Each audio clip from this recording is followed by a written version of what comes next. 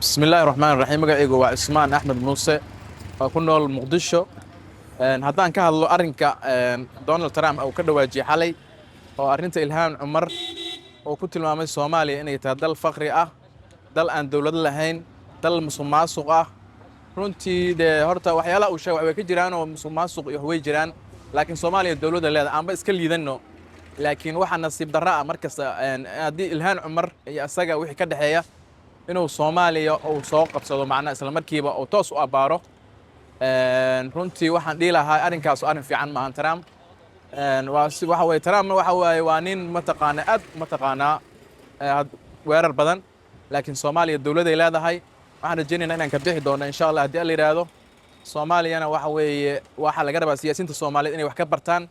dadka Soomaaliyeedna inay waxa waaye waa maqlayaan dalkooda maalin kasta lagu tilmaamayo dalka adduunyada ugu musuqmaasuq badan waa inaan darsi ka barannaa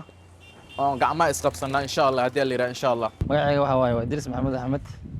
ku nool magaalada Muqdisho baalkii ahaayo hadalkaas waa hadal waaye aad u xun waaye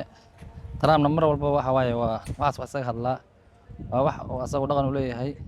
dawladda annaga naga waaweyn oo baalkii ahaay dawladda u dhisan yihiin oo la aqoonsan yahay power leh oo isaga dhahaa waxaas Ilhaan Cumar hadduu haysana waxa la rabaa baalkii ahaay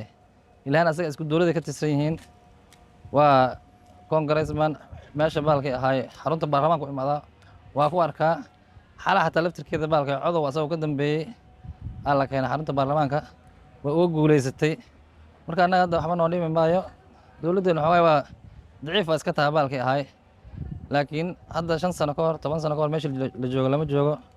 waxaan rajaynayaa haddii la yiraahdo sanadaha soo socda in adduunka wax la qaybsano baalkii ahaay asaga iyo wax la midana inaysan waxba noo dhibi doonin noo dhibi maayn insha Allah magacaygu waa Cabdullaahi Sheekh Maxamed Nuur jooga Muqdisho Soomaali haddaan nahay waxa waaye in la bahdilo anaka sabab waayo waxa arkay dhalinyarteeni oo qabiil iyo qurun isku hayso baraha bulshada isku caynaayo maxaa horumar laga gaaray maanta adduunka waa u jeedaan Soomaaliya caynayaan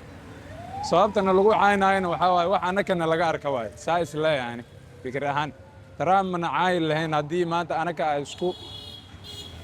anaka isdhiirigelin lahayn keena xun iyo keena fiicanba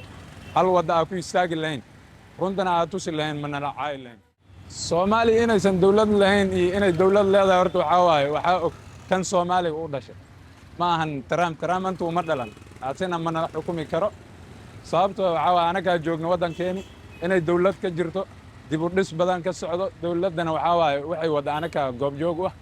Trump dal shisheeyo jooga dalkiisa waxa waaye waqtigu saan soo maray waqti waxa soo martay asixitaa saan uu ka sii darnaa Soomaaliya maanta soo kabanoosa alxamdulillah waddankeena waa ku qanacsanahay Trumpna danka ma lihin hadduu nacaayo hadduusan nacaynin maalintuu gacan naga soo doontaa anagana gacan iska saarayna insha Allah